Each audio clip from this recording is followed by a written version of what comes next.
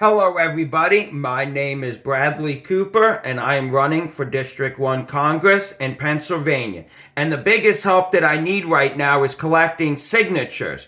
The reason I need help collecting signatures is because the system is rigged against alternative parties, third parties, whatever you'd like to call us, and I need so much more signatures than the Republicans and Democrats need to get on the ballot. I'll get more into that in a second. But if you decide that you want to run for office, one of the things that you have to do is collect signatures from registered voters that will sign your petition paper to say to the Board of Election that, yes, we are agreeing that this person should be on the ballot. Now, the Board of Election will tell you how many signatures that you would need based upon the position that you are running for. So some lower end positions like Judge of Election or Inspector of Election might only need 15, 10, 20 signatures to get on the ballot. If you're running for township supervisor or borough council, you might only need 50 to 100. If you run for state rep, you might need anywhere from 300 to 1,000.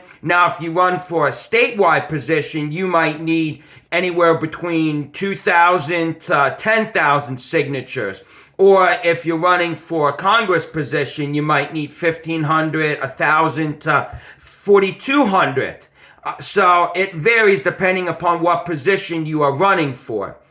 Now, if you decide to run as a Republican and Democrat, when you collect these signatures, you can only get these signatures from registered voters in your political party. So if you run as a Democrat, you can only get Democrats to sign your petition paper. If you run as a Republican, same thing, only Republicans can sign your petition paper. Now, if you run as an alternative party candidate or a third party candidate or even an independent, then you can get anybody to sign your petition paper. And it doesn't matter if they signed for Republicans or Democrats before, anybody, as long as they are registered to vote and can go to their voting place and vote, they can sign your petition paper. Now, where they rigged the system is how many signatures I need compared to the Republicans and Democrats. So for the Congress position, you need between 1,000 to 1,500 signatures as a Republican or Democratic candidate. As an independent, third party, alternative party, you need 4,200 signatures minimally. And the reason they make it that different is because they want to rig it so I can't get on the ballot, or it's very difficult for me to get on the ballot, to silence my voice and to not have oppositions on the ballot than Republicans and Democrats.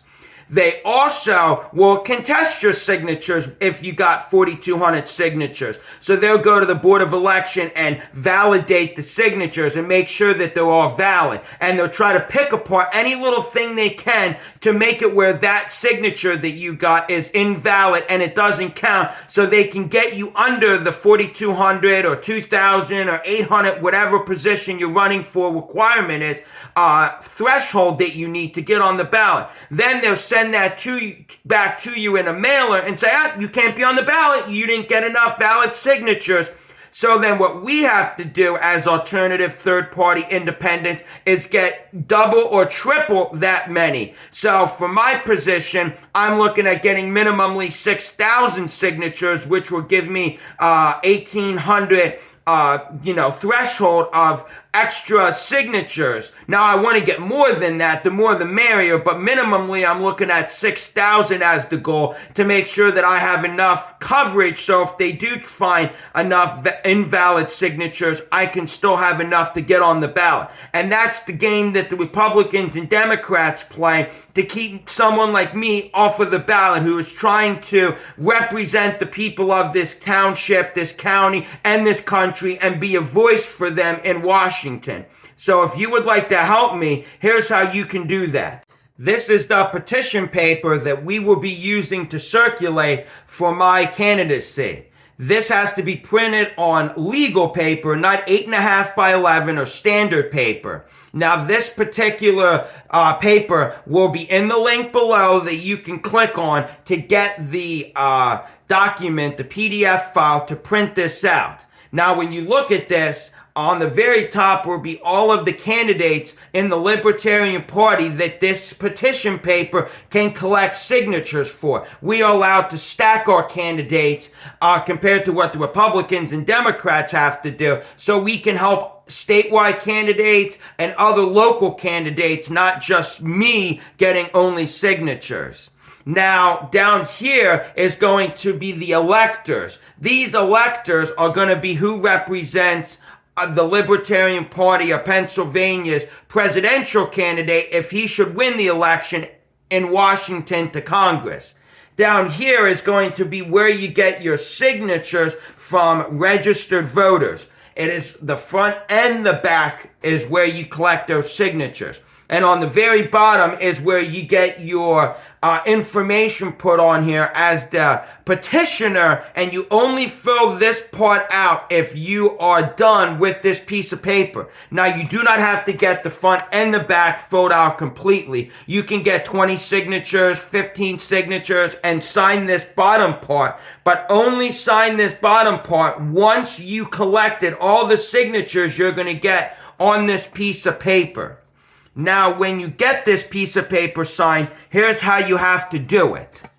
Right here, you will see signature of electors. That would be the person that is signing your petition paper. And what they have to do is they have to sign their name right here that is on the voter registration card. Then they print their name right here. Now, if my name is put on here as Brad Cooper, they could invalidate it because they're going to say, well, there's no Brad Cooper that lives at this address. There's only Bradley Cooper. So they have to make sure they put their full legal name that is on their voter registration card and not like a half name like Brad instead of Bradley or Robert and Bob. They have to put their name as it's on their voter registration card. Then right here, they're going to put the address where they live on. So 4 Cottonwood Street or 4 Aspen Court or 6 Firewood Drive, they're going to have to put that on here. So right here, they're going to put the number of the house that they live on, then the street address or court or boulevard, wherever they live on. And then here is where it gets tricky. If you live in Newtown, you have to specify, do you live in the borough or do you live in the township? And you have to put that next to it. Or do you live in a city? Or do you live, somewhere else, like Upper Moreland, Lower Makefield, Upper Makefield? You have to specify that when you put it on here, because if this is put wrong, the rest of what they filled out is invalid and can get thrown out when the Republicans and Democrats contest it. And then this right here is going to be where you put the date on where the person signed it.